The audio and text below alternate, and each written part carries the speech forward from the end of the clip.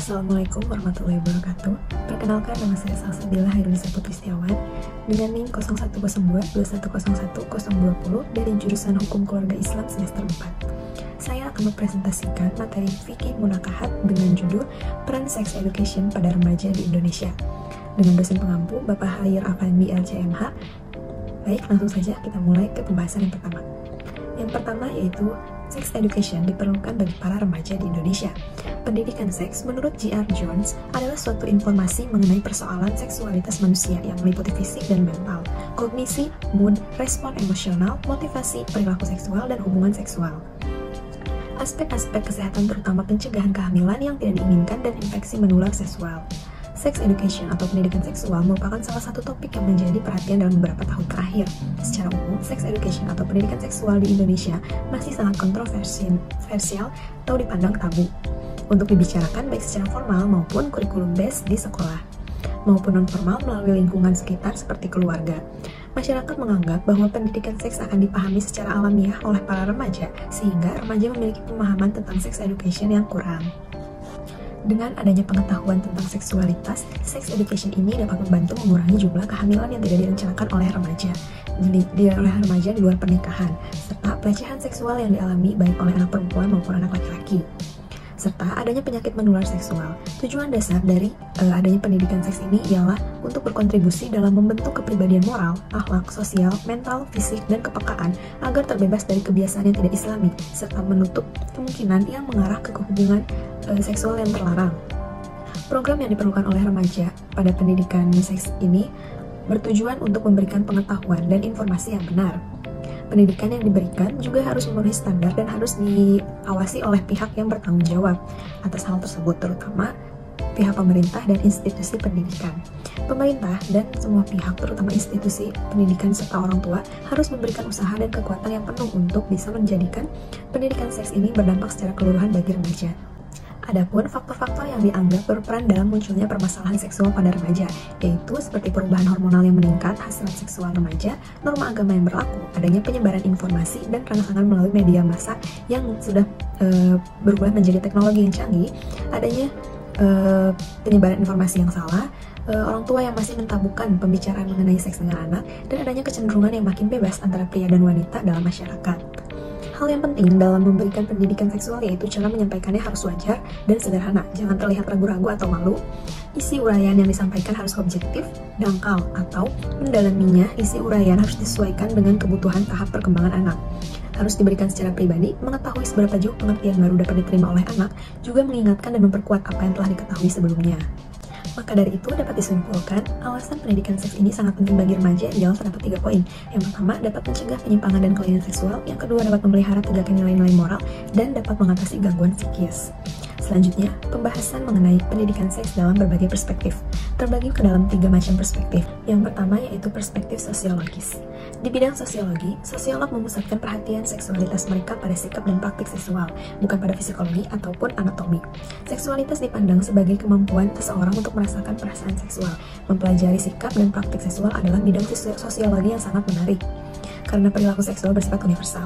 Sosiologi juga meneliti faktor sosial yang mempengaruhi perilaku seksual. Sosiologi juga berkaitan dengan keterbukaan masyarakat tentang seksualitas, konsepsi apa yang menarik, dan sikap tentang berbagai bentuk perilaku seksual. Pendidikan seksual juga dirancang untuk mendampingi anak memperoleh pemahaman yang tepat tentang perkembangan seksual dirinya, serta mengembangkan pribadi dan sosial. Pemahaman yang tepat tentang seks dan seksualitas akan menjadi kekuatan sekaligus benteng bagi anak dari usaha-usaha pelecehan dan kekerasan seksual. Sosialisasi seksual pada anak-anak dimulai di rumah, di mana orang tua memiliki kesempatan untuk menekankan nilai-nilai mereka yang paling dalam. Apakah ini dibagikan oleh masyarakat secara umum atau tidak? Dari usia yang sangat muda, anak-anak diberikan pesan tentang kesopanan, ketelanjangan, dan privasi, termasuk pesan khusus gender tentang perilaku yang benar. Tampilan kasih sayang fisik antara orang tua dan instruksi yang diterima anak tentang kontak fisik yang sesuai dengan orang lain mempengaruhi pemahaman anak-anak terhadap seksualitas mereka sendiri. Sosialisasi seksual juga terjadi di luar rumah ketika anak-anak dan remaja mengamati norma-norma masyarakat, mengkonsumsi media massa, dan berpartisipasi dalam kegiatan budaya dan agama. Sosialisasi seksual ini termasuk belajar tentang nilai-nilai agama yang mungkin termasuk pandangan seksualitas sebagai karunia ilahi dan seks yang terbatas pada pernikahan. Selanjutnya, perspektif yang kedua yaitu perspektif psikologis. Pendidikan seks menurut pandangan psikologi pada dasarnya sama atau senada dengan pandangan sosiologi yang juga memusatkan perhatian seksualitasnya kepada sikap dan praktik seksualitas seseorang. Perhatian seksualitasnya kepada sikap dan praktik seksualitas seseorang ini, menurut Sigmund Freud, seorang pakar neurologi berkebangsaan Austria dan pendiri psikoanalisis, membuat pernyataan telak yang membuat banyak golongan terkejut mengenai perilaku manusia dengan kehidupan seksualnya. Menurut Freud, apa saja yang dilakukan manusia sebenarnya selalu didasari libido yang memotivasi insting-insting seksual yang berhubungan dengan insting-insting peri kehidupan manusia. Bima dalam The Psychology of Human Sexuality mengatakan pendidikan seks perlu diajarkan kepada anak sedini mungkin dengan konten yang sesuai dengan usia mereka. Terlalu banyak orang tua yang ingin menunggu sampai anak-anak mereka lebih tua atau sampai waktunya tepat, namun semakin lama ia menunggu, semakin kecil kemungkinan pembicaraan itu akan terjadi. Atau jika memang demikian, mungkin sudah terlalu sedikit atau sudah terlalu terlambat. Jadi, dalam pandangan psikologi, mereka memandang bahwa pendidikan seksual sangat diperlukan bagi perkembangan anak dan remaja, serta harus dijelaskan sesuai perkembangan usianya, dengan harapan agar mereka tidak memiliki kesalahan persepsi terhadap seksualitas dan tidak terjebak pada perilaku-perilaku yang kurang bertanggung jawab, baik dari segi kesehatan maupun psikologi. Selanjutnya, perspektif terakhir yaitu perspektif pendidikan Islam. Abdullah Nasih Ulan mengemukakan bahwa yang dimaksud dengan pendidikan seks ialah masalah mengajarkan, memberi pengertian, dan menjelaskan masalah-masalah yang menyangkut seks, naluri, dan perkawinan kepada anak sejak akalnya mulai tumbuh dan siap memahami hal-hal tersebut. Sehingga ketika anak itu telah menjadi pemuda dan tumbuh dewasa, diharap dapat memahami urusan-urusan kehidupan, ia dapat memahami mana perkara yang halal dan mana perkara yang haram. Islam juga mengajarkan prinsip-prinsip yang mendasari masalah kesehatan seksual. Seks merupakan masalah yang mempengaruhi perilaku dan kesehatan manusia. Dengan demikian, Islam membahas aspek-aspek berikut. Yang pertama, pengertian tentang masalah seksual. Yang kedua, Islam menganggap pernikahan merupakan hal serius yang harus dipersiapkan dengan matang. Yang ketiga, Islam mengajarkan hubungan seksual yang layak antara suami dan istri dan bagaimana masing-masing melengkapi kebutuhan atas satu sama lainnya untuk mendapatkan keluarga yang bahagia dalam pernikahan. Yang keempat, Islam melarang homoseksualitas dan melakukan senggama dengan perempuan melalui anus untuk menghindari penyakit yang dapat dihasilkannya. Yang kelima, Islam mengajarkan penyunatan bagi lelaki dan tidak menganjurkannya bagi perempuan. Yang keenam, ada Islam melarang perzinahan, dan yang terakhir, Islam mengajarkan kebersihan organ seksual. Muhammad Roqib mengartikan pendidikan seks sebagai suatu upaya pengajaran, penyadaran, dan penanganan masalah-masalah seksual yang diberikan kepada anak dalam usaha menjaga anak agar terbebas dari kebiasaan yang tidak islami serta menutup kemungkinan yang mengarah ke hubungan seksual terlarang. Dalam artian memberikan pengarahan pemahaman yang sehat terhadap seseorang tentang seks dari aspek fisik, psikis, dan spiritual. Ada beberapa metode pendidikan yang dapat digunakan dalam pendidikan seks. Yang pertama, metode nasihat, yakni suatu cara menyampaikan materi pelajaran tersebut melalui tutur kata yang berisi nasihat-nasihat dan pengingatan, terutama antara baik dan buruknya sesuatu. Cara semacam ini sangat efektif bila guru memperhatikan situasi dan kondisi mental anak. Yang kedua, metode ibrah, yaitu suatu cara yang dapat membuat suatu kondisi psikis seseorang mengetahui intisari perkara yang mempengaruhi perasaannya, yang diambil dari pengalaman-pengalaman orang lain atau pengalaman hidupnya sendiri, sehingga sampai pada tahap perenungan, penghayatan, dan tafakur yang dapat menumbuhkan amal perbuatan. Metode terakhir yaitu metode keteladanan, yakni metode pendidikan dengan cara memberikan contoh yang baik kepada para peserta didik, baik dalam ucapan maupun dalam tindakan. Adapun dasar pendidikan seks dalam Islam terdapat pada firman Allah Subhanahu wa taala dalam Quran surat Al-Mu'minun ayat 5-7, Quran surat Al-Baqarah ayat 222, Quran surat Al-Insan ayat 2, dan dasar pendidikan seks selanjutnya dalam firman Allah Subhanahu wa taala dalam Quran surat Al-Isra ayat 32, kemudian dalam firman Allah Subhanahu wa taala dalam Quran surat An-Nur ayat 30 sampai dengan 31. Dari sini dapat diketahui bahwa Al-Quran dan di dalam Islam juga meliputi sejumlah wawasan yang berkaitan dengan seks, yang tidak apa-apa untuk diungkapkan dan dijelaskan ciri-cirinya. Wawasan ini juga harus dipahami oleh semua orang, baik yang kecil maupun yang dewasa, yang sudah tua maupun yang masih muda, baik untuk perempuan dan juga laki-laki. Selanjutnya, bahasan terakhir yaitu tentang peran sex education pada remaja di Indonesia. Pentingnya sex education kepada remaja sejak dini dengan komunikasi yang tepat dapat memberikan pemahaman tentang segala sesuatu yang berhubungan dengan seksualitas dan kesehatan reproduksi, yang dimana tidak semata-mata hal yang berkaitan tentang proses reproduksi, namun dimana remaja berkeadaan sehat baik secara jasmani, rohani, dan dapat membentuk sosial secara utuh.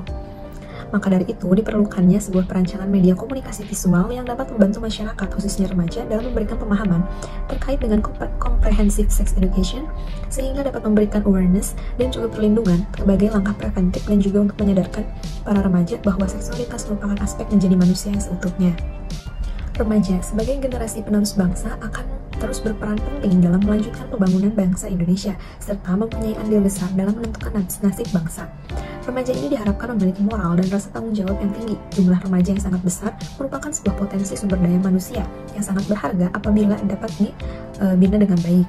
Sebaliknya, apabila potensi yang besar ini tidak dibina dengan baik, maka akan menimbulkan berbagai persoalan serius seperti penyalahgunaan narkoba, kenakalan remaja, dan termasuk persoalan yang berkaitan dengan aktivitas seksual seperti pelecehan dan kekerasan seksual, hubungan seksual pranikah, kehamilan tidak diinginkan, aborsi, pernikahan di usia muda, penyakit menular seksual, dan termasuk human immunodeficiency virus atau acquired immunodeficiency syndrome, yaitu HIV ataupun AIDS, serta permasalahan sosial lainnya yang sangat berpengaruh terhadap kesiapan remaja untuk menyambut masa depannya.